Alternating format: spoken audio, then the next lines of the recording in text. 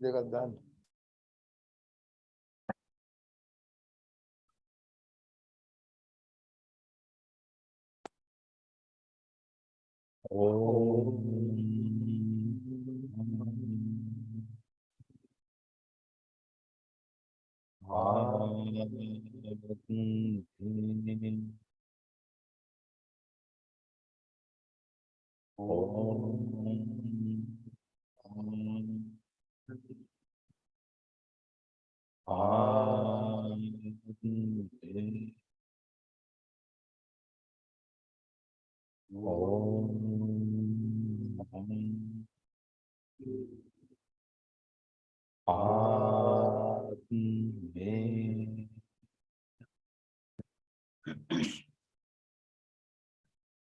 Good morning and welcome to the Sunday service. This morning we're going to meditate few minutes.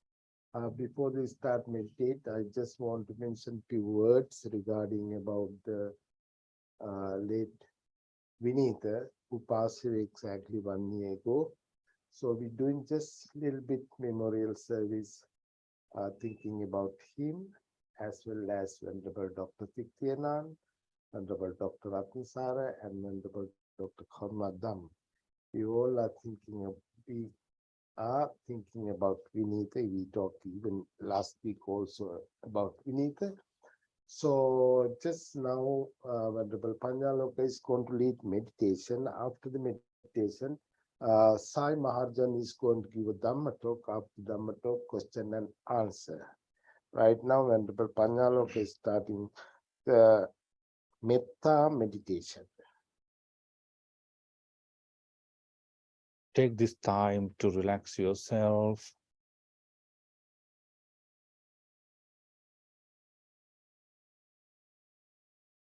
Take a deep breath and breathe out.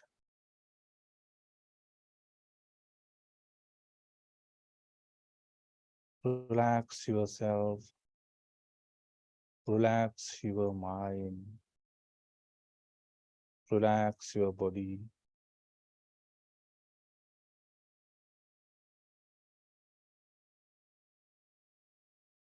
And feel the serenity in and around you. Now we are going to practice the Metta meditation, the loving kindness meditation. Be seated in a comfortable position. Close your eyes.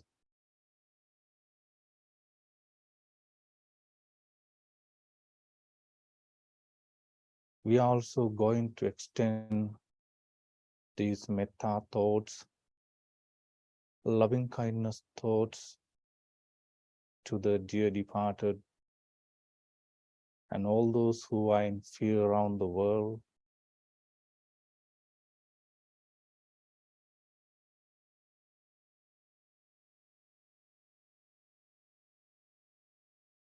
Once you are relaxed,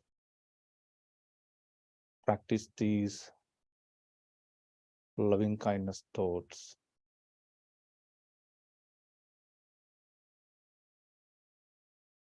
May my mind be filled with the thoughts of loving kindness, compassion, appreciative joy, and equanimity. May I be free from enmity. May I be free from ill will. May I be generous. May I be gentle. May I be relaxed. May I be happy and peaceful. May I be healthy. May my heart become soft. May my words be pleasing to others. May my actions be kind. No matter where I go in the world, in any direction, may I greet people with happiness, peace, and friendliness. May I be protected in all directions from greed, anger, aversion, hatred, jealousy, and fear.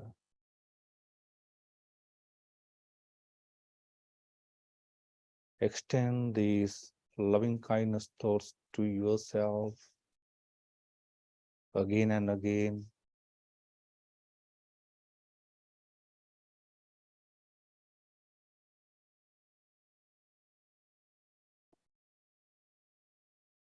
May my beloved parents, teachers, Dharma teachers, brothers and sisters, relatives, well-wishers, and all those who are indifferent to me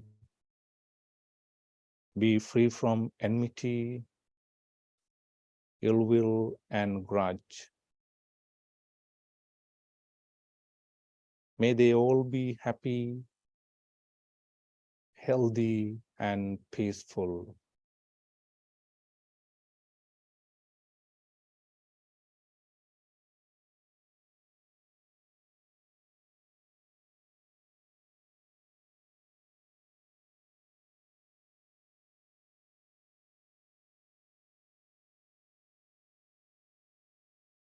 We are going to extend these meditation thoughts, our good thoughts, to the late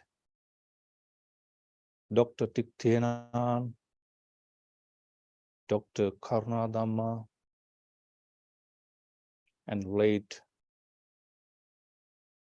good friend Venerable Vinita.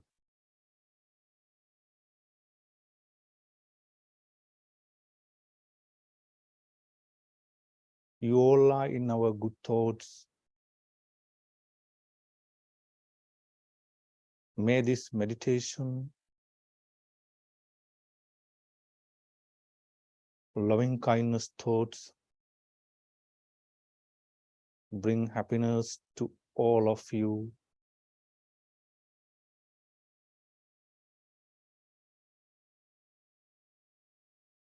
We dedicate this meditation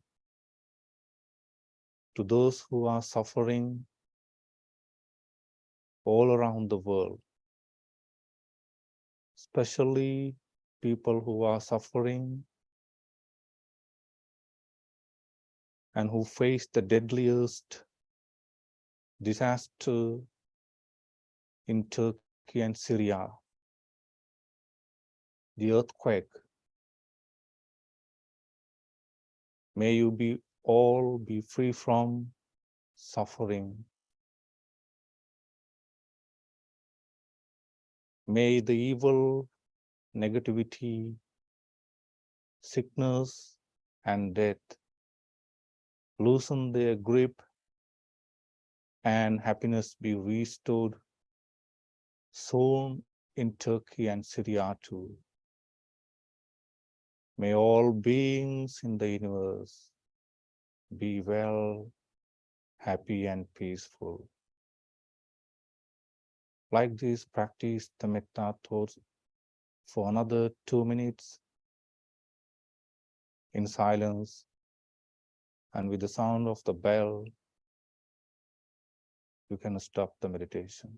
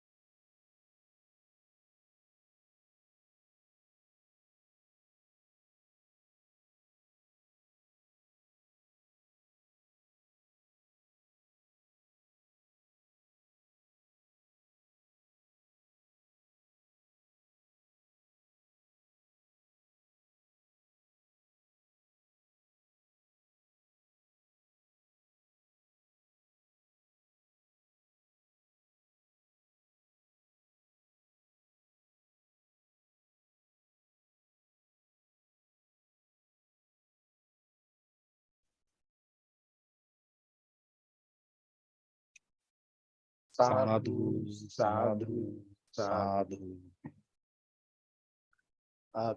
Thank you, Panyaloka. Now time for the Dhamma talk. Today our speaker, Sai Mahajan. Sai, you can start your Dhamma talk now. Thank you, Bante. Good morning, everyone. I want to join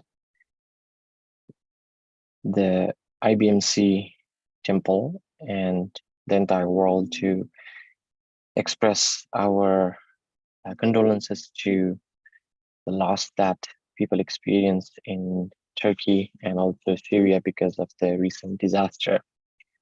And let's make a determination today that as we engage in this brief Dhamma discussion, Dhamma talk, we are generating some positive thoughts. We are generating can you hear me? Yes. Yes. Okay.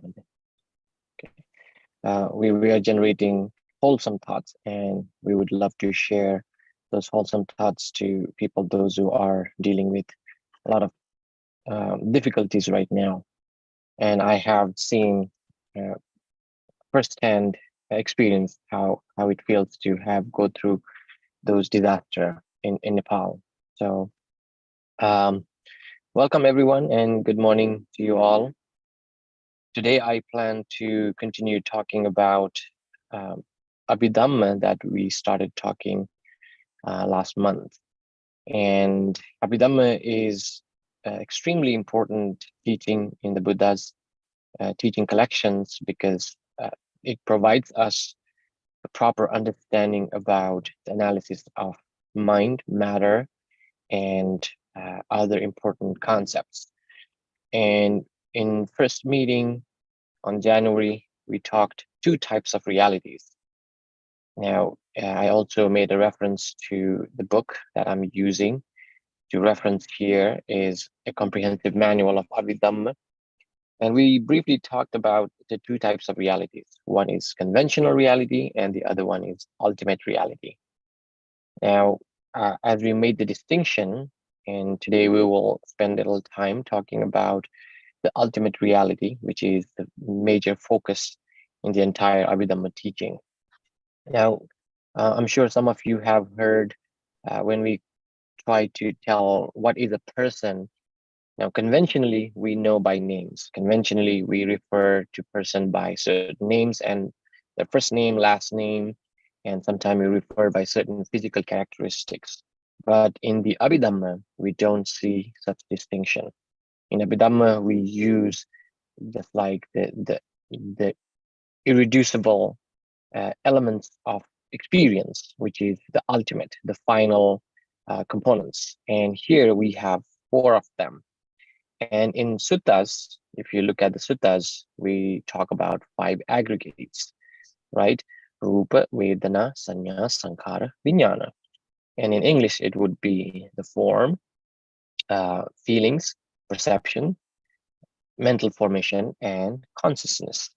And in Abhidhamma, we see 4 categories of ultimate reality.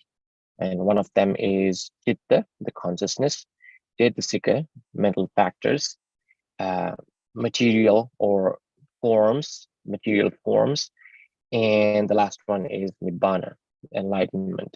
Now, if you compare these 5 aggregates and these 4 ultimate reality, you do see 3 ultimate reality in these 5 aggregates. For example, or to analyze differently, the first one, Rupa, or the form, is categorized as 28 different types of forms in Abhidhamma. And the 3 in between, Vedana, Sanya, and Sankhara, feeling, perception, and mental formation, we see under the Cetasika, or mental factors. And 2, feeling and perception, are considered as a separate mental factors. And the remaining 50 you find in mental formation, all the 50 mental factors. The last one, Vijnana, the 5th aggregate, consciousness, is actually one, but it has many diverse types. That's what you see in Abhidhamma as a chitta, the first ultimate ultimate reality.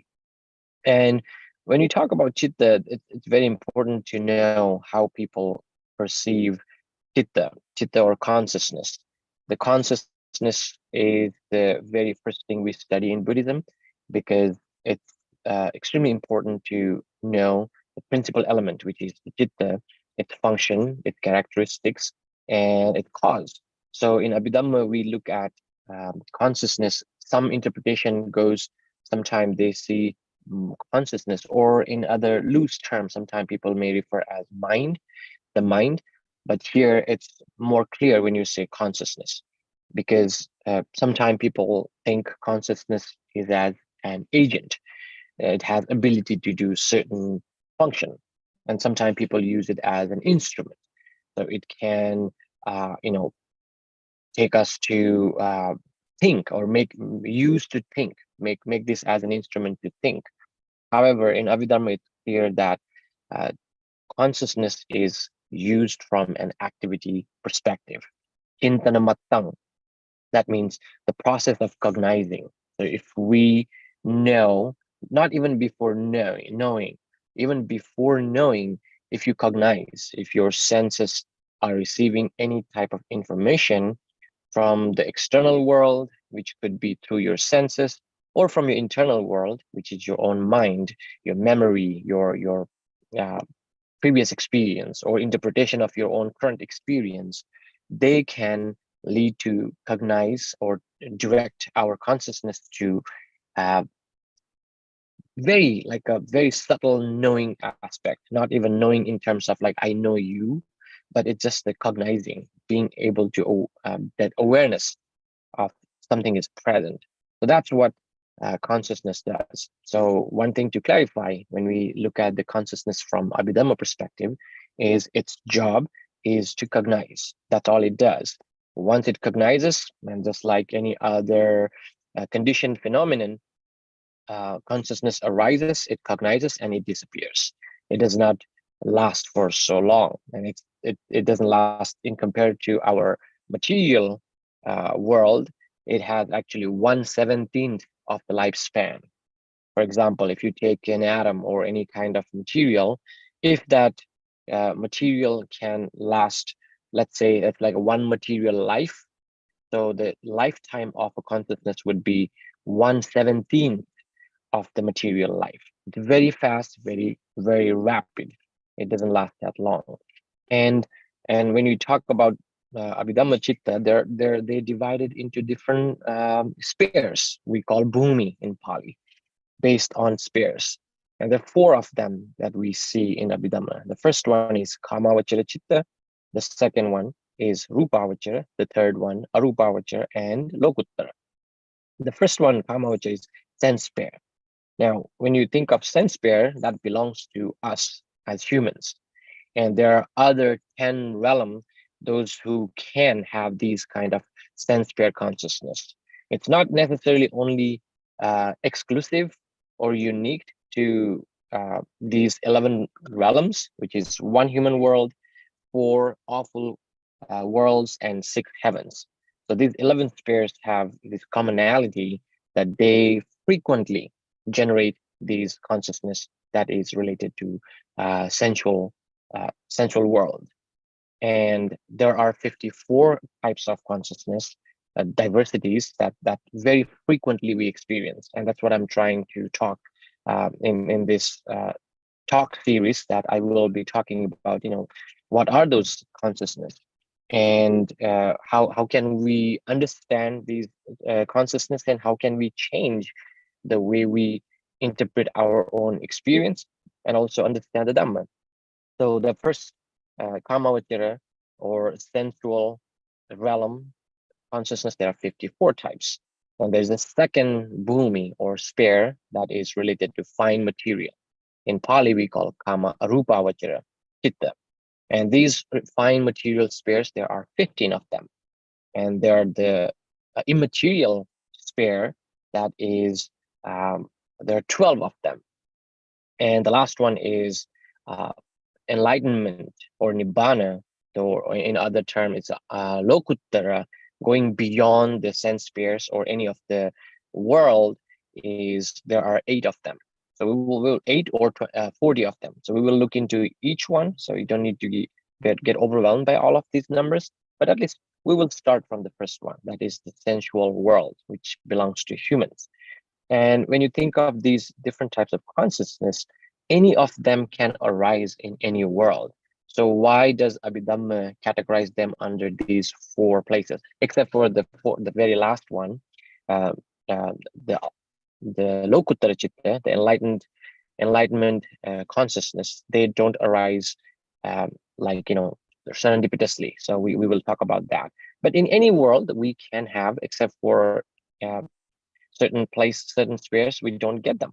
Now, when we talk about the sensual sphere consciousness, you will start to see, oh, I see why they are common or frequent to our world and not to any other realms. Now, it makes more sense when you look at the other consciousness, like immaterial and fine material sense sphere consciousness. They can be arising. You can generate those consciousness in our world. How do you do that? Well, there is a meditation we call samadhi bhavana, or concentration meditation, where people practice concentration meditation, focusing on objects, material object, like the earth element or the fire element or the water element or air element. It could be any of those. It could be Buddha, Dhamma, Sangha, any of those. There are 40 types of objects that Buddha describes to practice concentration meditation. Let's say one of us practice on one of these 40 types of objects and develop very high level of consciousness. And that it surpasses that sensual consciousness, and we start to generate the first absorption meditation that is called Patamajjhana. And that is possible in human world. And when you have those consciousness, now you are experiencing the consciousness that belongs to fine material world. And somebody goes beyond these 5 stages of fine material meditation and develops a immaterial consciousness, which is focusing on space, focusing on perception and disappearance of perception, focusing on consciousness itself. And that immaterial consciousness is also possible to generate in our world as well. So this explains why these consciousness can be generated in different realms. However, we have a distinct consciousness set that is frequently, very often appears in certain world. And the other important part is the reason I'm trying to explain why they're categorized in these 3 spheres, because let's say somebody has generated a high level of concentration meditation. Let's say the person has fine material consciousness, well practiced, and that consciousness can produce certain karmic results. And these karmic results cannot be experienced within this world as a form of rebirth. So a person who dies as a human, who generated high level meditation, will be reborn in sensual, within those fine material spheres. It's a bhumi, it's a world, it's a plane. So those few terms are interchangeably used. And the same thing applies to people, those who develop high level of consciousness on immaterial meditation. They will be reborn in immaterial sphere, not in our world.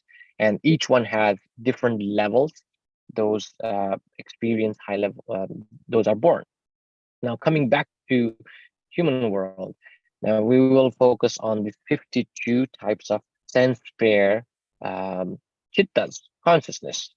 And within this process, one thing I want to explain first is from Buddhist psychology or Buddhist philosophical perspective, a person can have one conscious at a time. And this is very important because sometimes that helps to clarify that whether our feelings are, you cannot tell that I'm having a mixed feeling, which is not possible. Now, in Abhidhamma, there is another, we will talk about that in detail, that when we talk about the mental factors, they explain the characteristics of mental factors, just like the characteristic of consciousness. None of those mental factors can be arisen by itself. Now, the reverse explanation applies to consciousness. Consciousness itself cannot arise on its own. It always has to associate with a certain type of mental factors. So, for example, I'm just having a thought is not possible. That thought is always associated with feeling, perception, one-pointedness, and certain life in there. So consciousness always arises with another mental factor, and it will associate with a mental factor. It disappears with the mental factor. So anytime we have a thought, that means so many other actions are taking place at the same time. So that is important to remember. So we're not confusing that, oh, consciousness itself can exist. And the other important part is consciousness and mental factor, they both always associate our mind and body. So in Pali term, we call nama rupa. They are always with physical and mental formations associated. That also explains when somebody dies, there is no way consciousness continue to exist, because there should be nama, that is four, four of the five aggregates, right? Feeling, perception, mental formation, and consciousness, and rupa, the body itself. So there should be a presence of all these five in order to have cognizing, or the ability to cognize. Now, the reason I explain that is sometimes people argue, people try to misinterpret this teaching. You know, there is no, it's not dichotomy, it's not existing on its own, it's a conditional. So our consciousness exists associating our physical body. And so what is the nature of this consciousness? So I'll try to explain that, and we'll briefly go over the first category of sense-aware consciousness. So what's the nature of our consciousness? Well, it has this ability. There are few defining devices that is important to understand consciousness.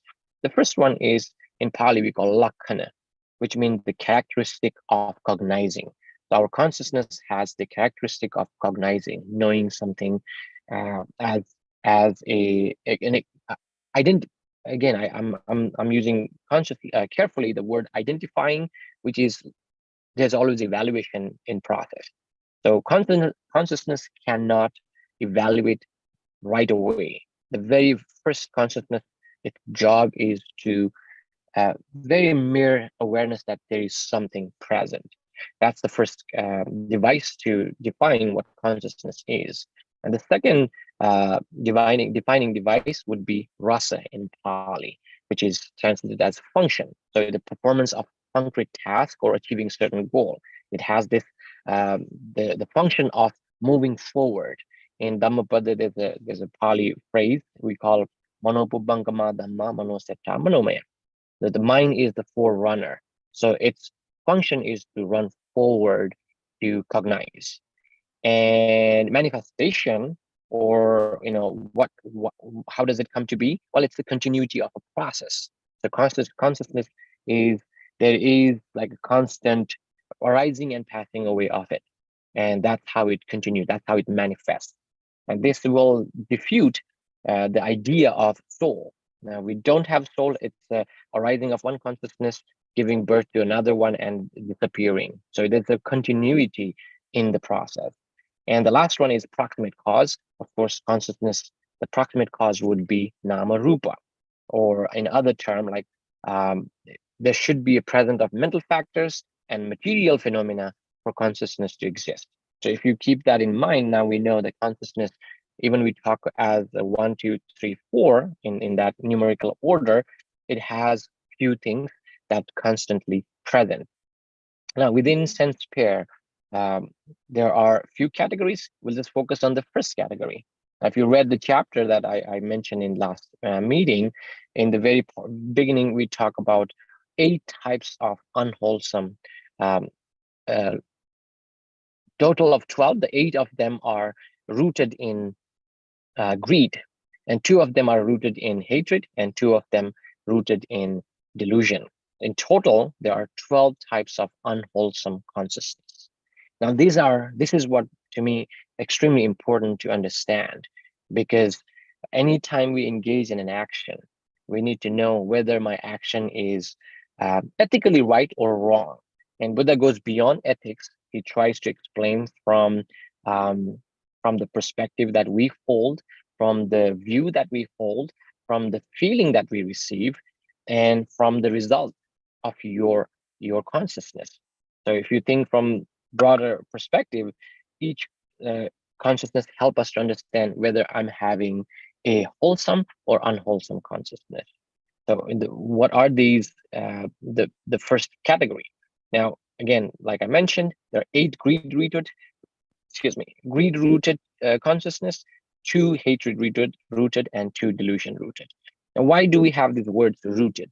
In Pali we call lobha mula, dosa mula, and moha mula. So why do we call root? Because anytime we talk about unwholesome, the root of unwholesome should be either greed, hatred, or delusion. And when we talk about wholesome, which is healthy, free from blame, and produce positive results, then the root would be non-hatred, which is loving kindness, non-greed, generosity, and non-delusion, wisdom. So anytime we think of the consciousness, which is wholesome or unwholesome, the word itself explains. When you say unwholesome, it's a blameworthy. That means something that is viewed as a wrong action by scholars, and it will produce unpleasant experience. The unwholesome consciousness can produce unwholesome resultant that the feeling would be unpleasant, and it also leads to degeneration of our journey. And the opposite one is the wholesome. We'll talk about that in a minute. Now, if you look at these 12 types of unwholesome consciousness, 8 of them belong to greed root. Now, even we say the 8 of them are rooted on greed, there is absence of hatred, but there is never absence of delusion. Now, why is that? And some might think like, why there are 2 roots? Well, there is always present. There is an always presence of delusion, because delusion is ignorance. Ignorance is always present when somebody engages in unwholesome action. It may be in a very subtle level. It may be in subtle restlessness that we see that in all these, out of 12, 11 of them have very strong and subtle, this restlessness is present, except for the 12th one. We'll talk about that. But there is always presence of delusion. That means lack of peace in mind. That's why people generate these unwholesome thoughts. And the other important part, if you take one at a time, out of 8 greed-rooted unwholesome consciousness, the first one is somanasa sahagata dittigata sampayutta asankharika chitta, or asankharika ekam. Now in Pali, that means if you take word by word, we don't need to go all of them. You will start to understand the reason for 8 of them, why there are 8 in numbers. The first one is somanasa sahagata. That means with pleasant feeling. Now, anybody engaged in an unwholesome action with pleasant feeling. So the feeling, the approach is due to the pleasant. You feel good about doing this action. Somanasa sahagata. Now, when I say pleasant feeling, it's not a physical sensation. I'm talking about the mental pleasure. There's a pleasance in that action. Dittigata sampayukta. There is a wrong view present. The person does not understand the connection between action and the result. So that's why it's called with wrong view. And asankharika, unprompted. Now, typically when you talk about prompting and unprompting, so sasankharika and asankharika, the Pali meaning is somebody instigated, somebody use a certain force to, do certain action. Now, asankharika is the opposite. It was not instigated by anyone else. It came within because of probably your belief about the action. You're trying to justify your action. You're trying to explain that this is good, this feels good, and with your previous knowledge. So anybody engaged with pleasant mental feeling, with wrong view, unprompted, this is one type of unconsciousness. And it may make more sense if you look at one example. So if think of a person who is with joy, holding this wrong view, engaged in stealing or killing animals. So any of those moments would be the person is doing it with much joy, and the person does not have clear understanding about the consequence of action, and he was not or she was not prompted to do this. That's the first type of unwholesome consciousness. And the second type would be prompted. That means somebody instigated, somebody told or guided, and instigation could or prompt could come from mental, verbal, or physical. Uh, right? Mental could be just like, replicating someone's action. Physical could be somebody showed or modeled how to do it, or verbal could be direct command. So that would be prompted again with joy, with wrong view. A person steal an apple or hurt somebody or lied by prompt. Somebody told or somebody instigated to do so. So that is second type of unwholesome consciousness rooted in greed. And the third one would be the same idea, but this time the person does not have the wrong view. That means the free from wrong view. That means there is confusion. It does not hold that, killing is not bad, killing is not good, is not present. The person has no idea whether it is right or wrong. He or she just does it. So there's absence of view. However, there is either prompted, either it's somebody instigated, or it's unprompted. Those are the other number 3 and 4 types of unwholesome consciousness rooted in greed. Now, the 4 to 8, they are parallel to 1 to 4. The only difference is now in 5 to 8, 5, 6, 7, 8, those unwholesome consciousness does not have the joy part. People, those who engage in certain behavior, whether it is stealing or lying or hurting or engaging in almost illegal activity or unethical activity with no joy. So that's where in Pali we call upekha sahagata, dittigata sampayukta, asankarika, sasankarika. Those are 5 and 6. That means with the neutral feeling. Now here we should not confuse neutral means equanimity. Sometimes you see that translation is used as equanimity, which is free from unpleasant and pleasant feeling. That is not the case. Neutral means the person does not hold uh, uh, either pleasant or unpleasant uh, feelings at this moment. He is not free from pleasant and unpleasant, but does not have these pleasant and unpleasant feelings. So it's a neutral. He or she does not neither enjoys nor dislikes it. That's what it is, neutral. And in that state, that's a feeling aspect, the person with or without view, with or without prompt, engaged in certain behavior. Now you see that there's 8 types of unwholesome consciousness is possible to generate. And once you have this consciousness, we will talk about the vipaka chitta. There is the following, the subsequent consequence of these actions, the resultant consciousness of these consciousness, and that can generate more chittas, more consciousness. Now, before we come to the resultant, which may not happen today, I want to look at the other remaining 4.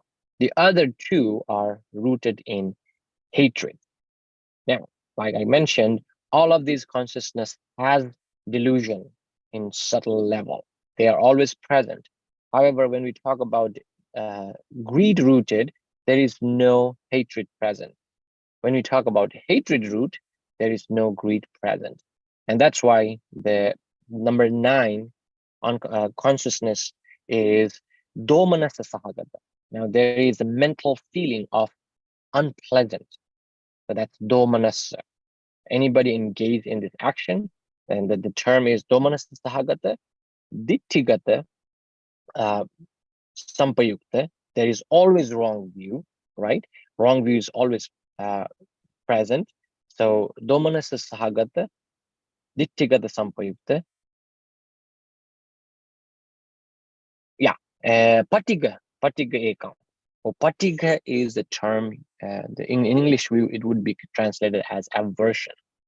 Now, aversion can range from very violent hostility to a subtle irritation.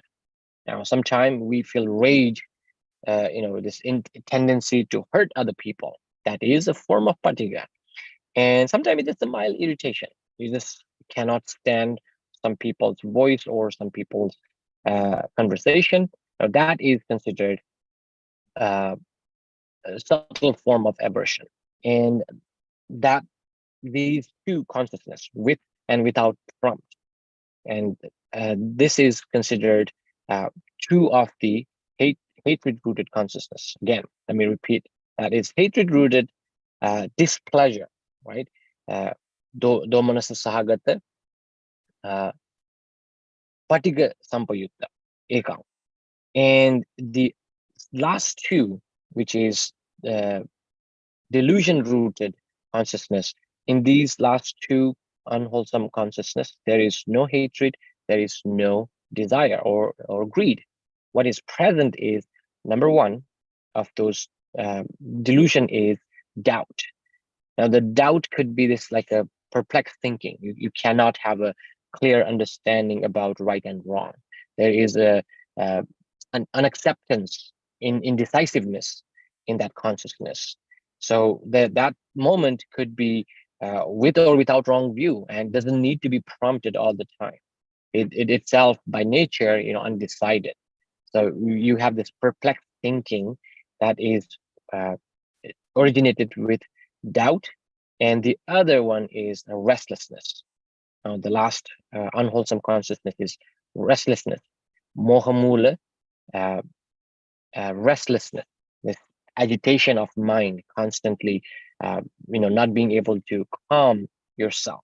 Now, to put it in context, understanding these categories of unwholesome consciousness is important, because anytime we engage in a certain behavior, we want to make sure that whether we are doing based on greed, hatred, or delusion.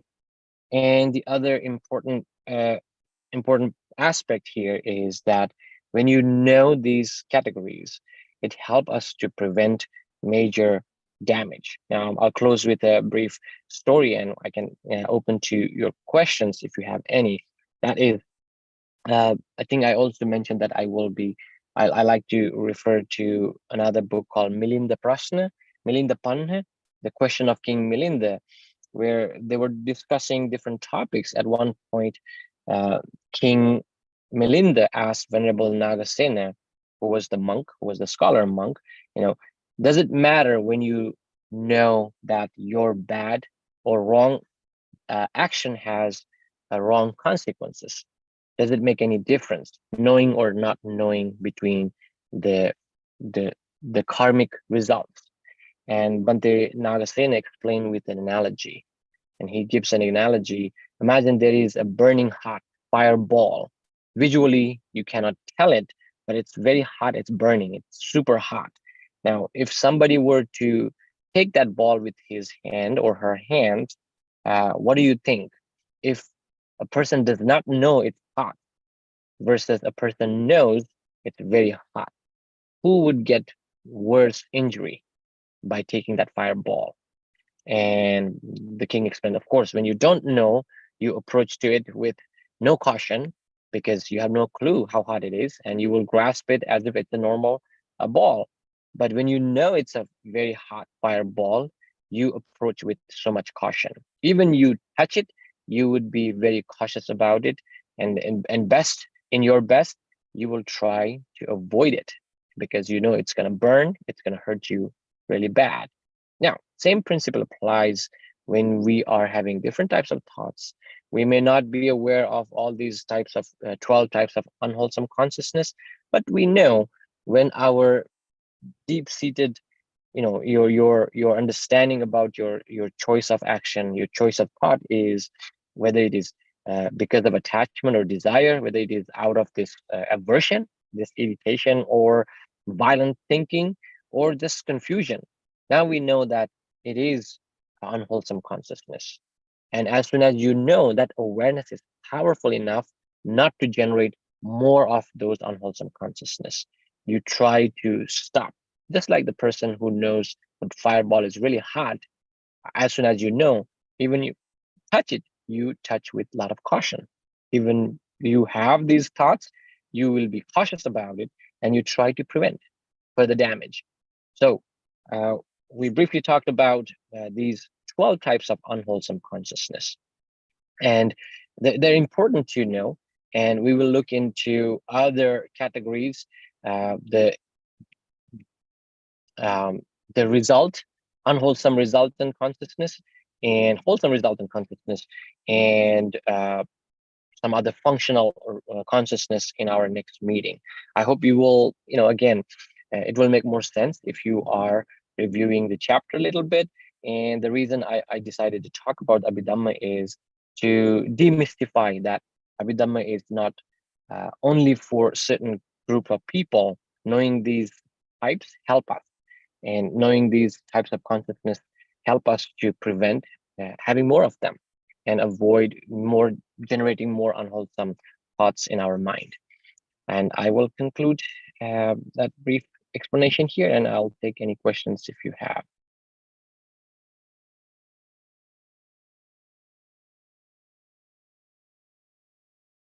John, I see your hands there.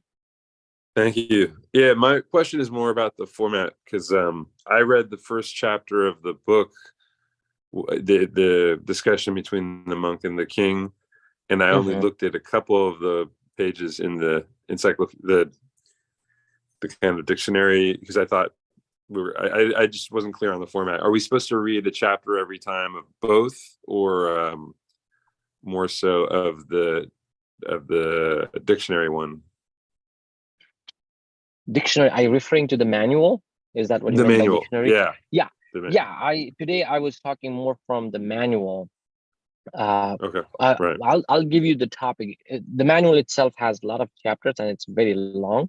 So next time when we meet, you can look at the second category of sense pair, which is rootless chittas. There are 18 of them. So if you look at them when we talk, and it makes more sense, because it takes so many times of reading to start connecting them. And if you look at the 18, I think it's called rootless chittas. So there are 18 of them. So today I talked about unwholesome chittas, 12 of them.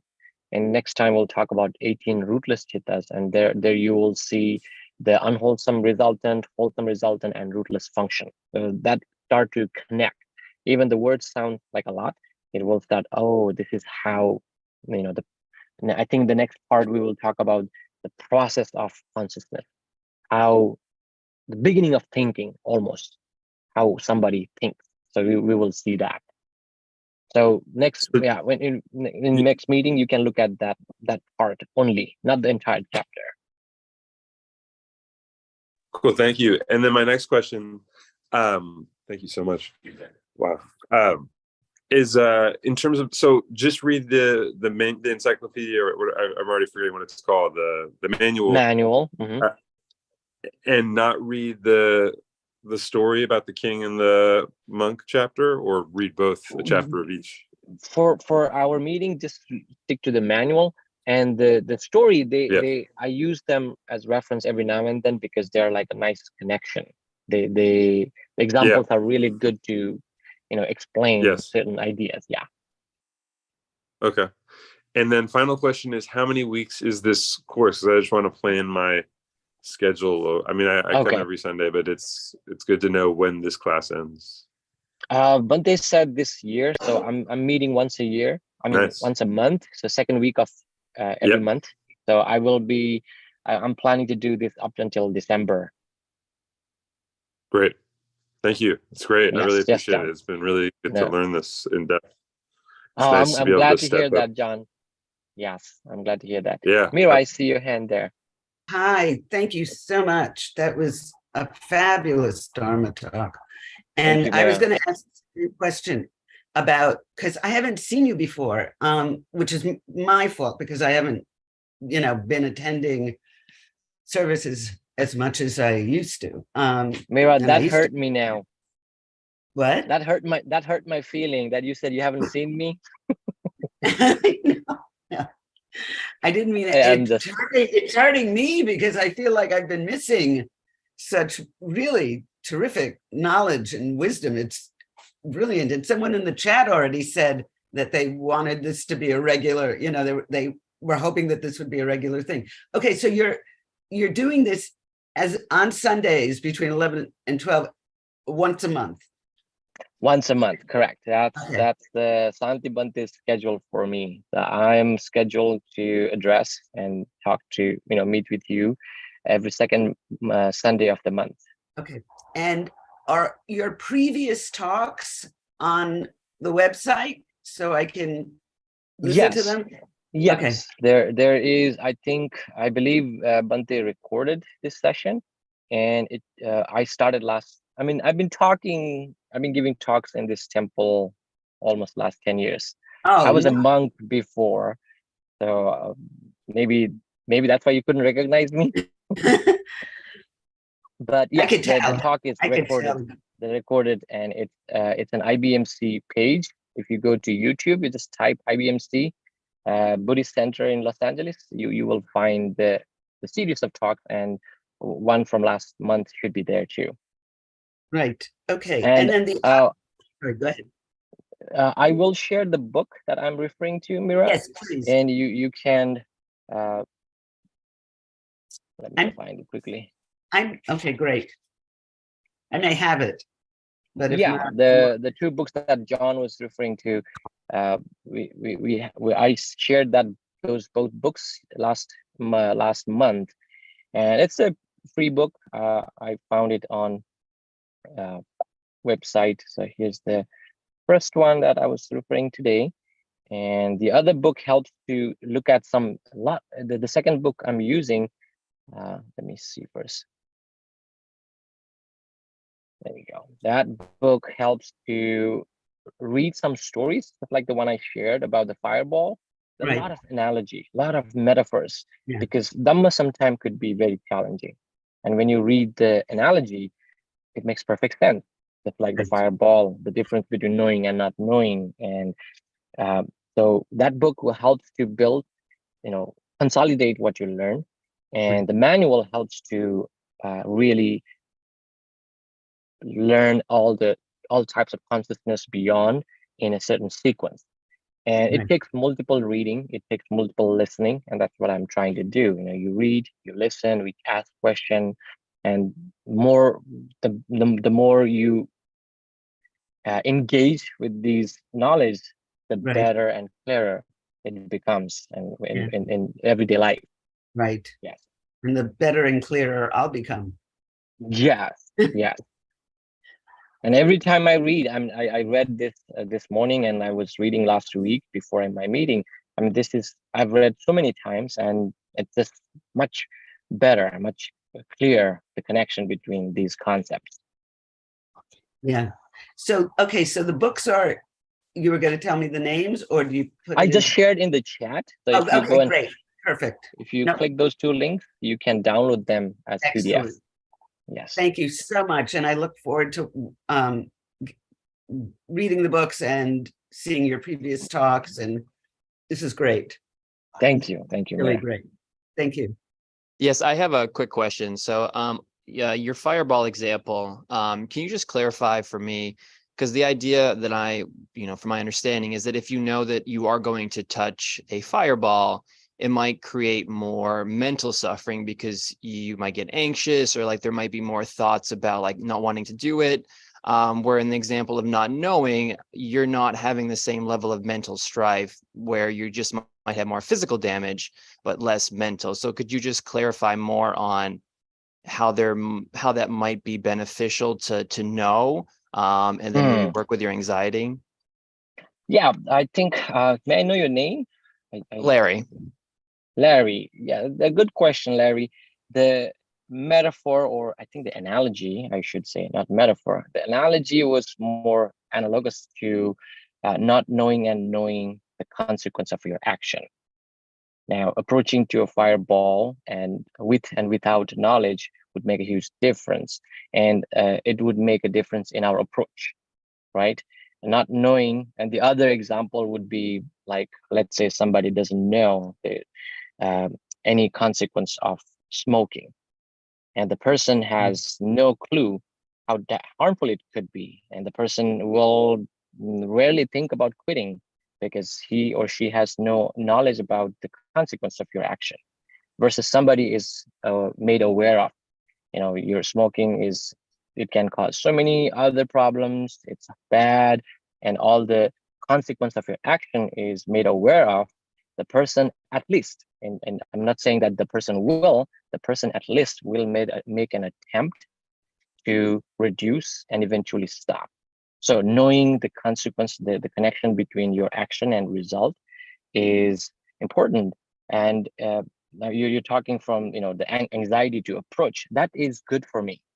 You're anxious to touch the fireball is good, because if you touch, the injury is way more harmful than not touching. So that anxiety prevents a person from engaging in wrong behavior. And the point is knowing the connection between your consciousness and the result is important, because people will choose the healthy ones more often than the unhealthy one. And that level of, we call in Pali, there is two terms, hiri ottappa. Hiri means shame to do wrong behaviors, and ottappa is fear to do wrong things, which is healthy, which is good. That's what we need to develop.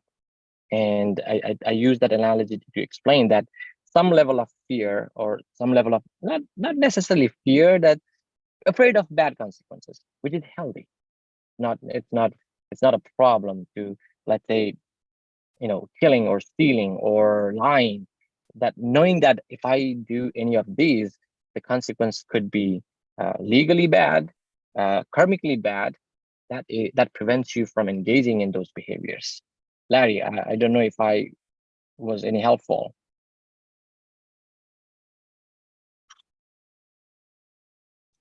It was. So I work in psychology. So the big thing that I oftentimes see with people is that they will, their anxieties, they'll take them as like very real objects, but in fact they're mental representations that they actually misrepresent. So like they won't do those things because they're afraid of the consequence that they don't actually know. So just the uncertainty, like consequences, like you think you might know, but there are oftentimes a lot of uncertainty. So yeah. That's the hard part with predicting what you think will happen. I think what you're talking, I teach psychology in university too. So I'm with you in terms of people's struggle with anxiety. Now we're talking about this unrealistic fear. Now we're talking what you're asking. I think my understanding is that anxiety has to do with unrealistic outcome that expecting, right? The uncertainty comes from like that unknown part.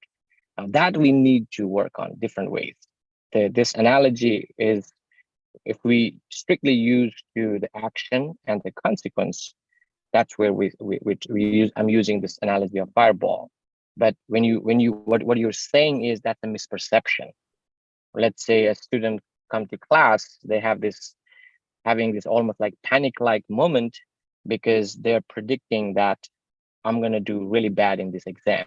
That's a misperception. That is not the same as touching the fireball, right? So there we need to work with that. How do we have the opposite of misperception would be like right perception, right? How can we help to remove that misperception and give them, and now I'm assuming that you've studied some Buddhism, so that's where we talk about this mindfulness. We will talk about that, which helps to clarify, reduce that misperception, and increase clarity, increase our view of the future or view of the chain of action with more accurate, accurately. So instead of saying that the worst thing of this exam is I'm gonna never graduate, versus like, well, worst thing would be I will get a low score. To me, that is like much better than completely having strong anxiety and almost close to skip the exam or skip the presentation, so on. So I think that's more related to misperception or misperception of the reality. you so much. That's very helpful. Okay, Larry. John, I see your hands there.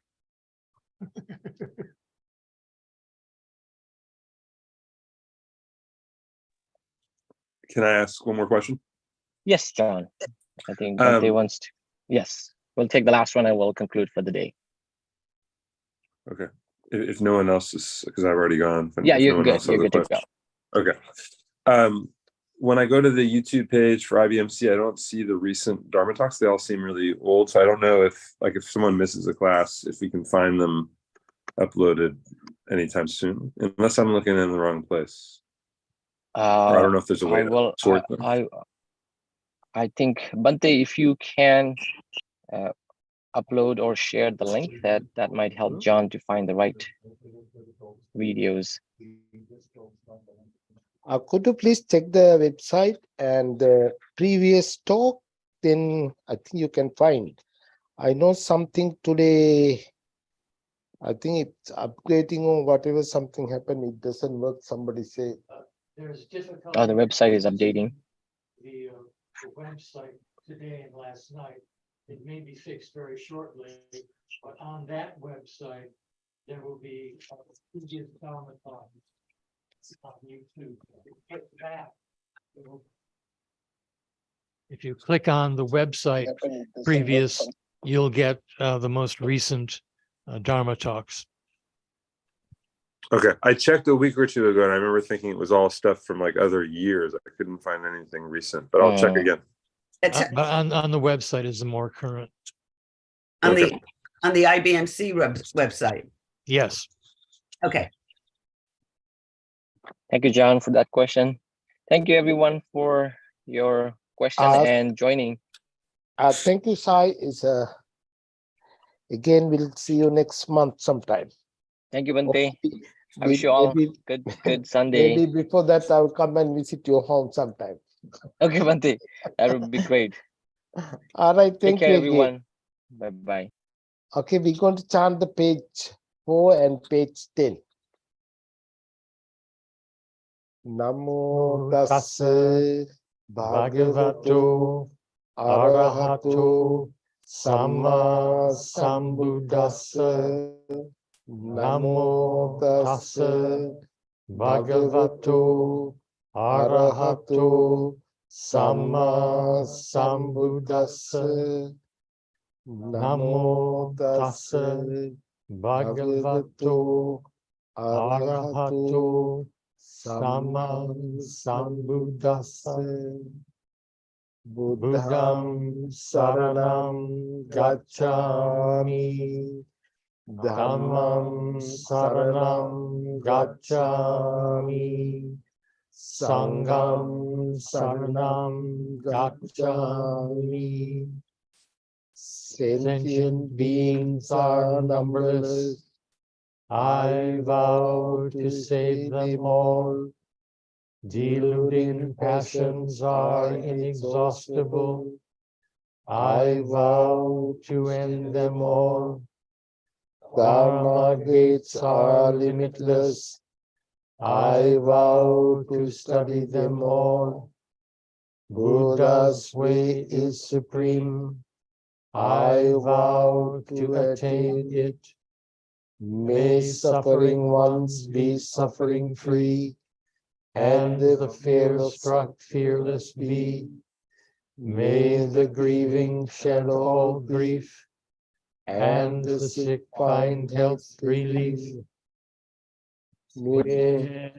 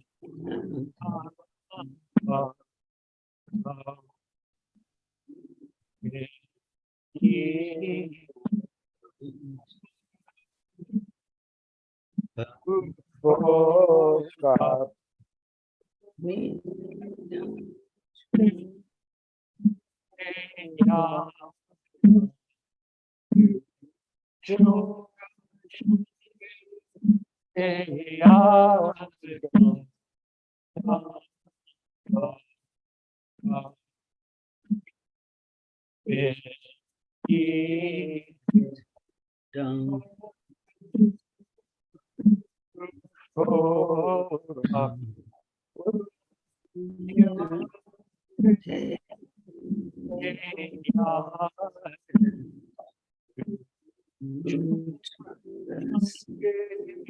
hey,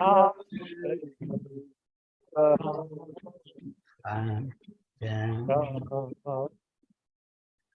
Om Mani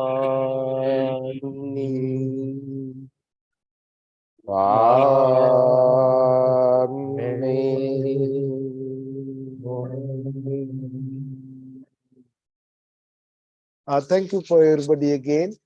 The next Sunday is Subodh, Stephen Subodh is going to talk, I believe, the 19th of the next Sunday.